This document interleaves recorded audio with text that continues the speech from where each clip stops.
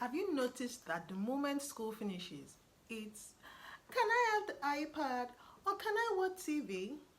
If you're a parent wondering how to keep your child entertained this summer without relying on screens all day, you're definitely not alone. Hello everyone, my name is Koforiola and you're welcome back to Read and Raise, the channel where we explore amazing children's books and share practical tips for raising confident, balanced kids. Today, I want to challenge you to try just one no screen day each week this summer.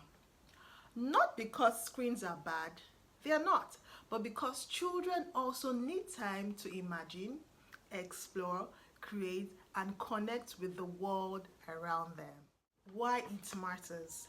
When children step away from screens, something wonderful happens. They become more creative. They invent games instead of waiting to be entertained. They ask questions, solve problems, build things, and use their imagination. And yes, they might even say, I'm bored. But here's the secret.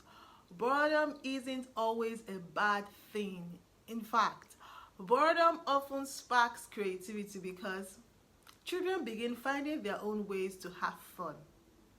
A no screen day also creates something many families are longing for: quality time. Whether you're baking together, playing in the garden, or reading a story, these are the moments children often remember for years to come. What can you do instead? The good news is you don't need to spend lots of money.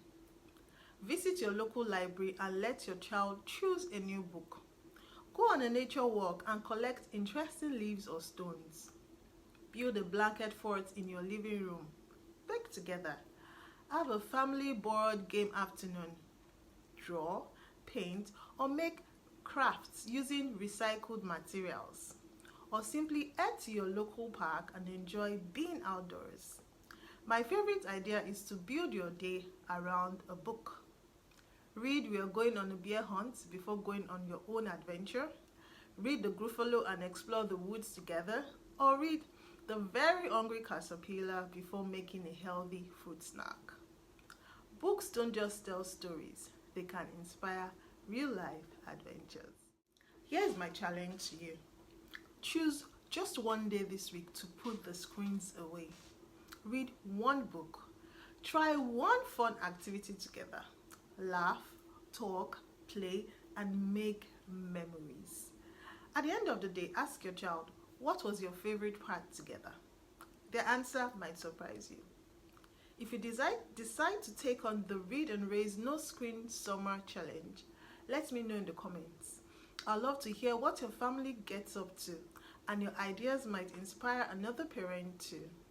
If you enjoyed this video, please give it a thumbs up, subscribe to Read and Raise, and share this video with another parent who could use a little inspiration this summer. Thank you so much for watching. Bye for now.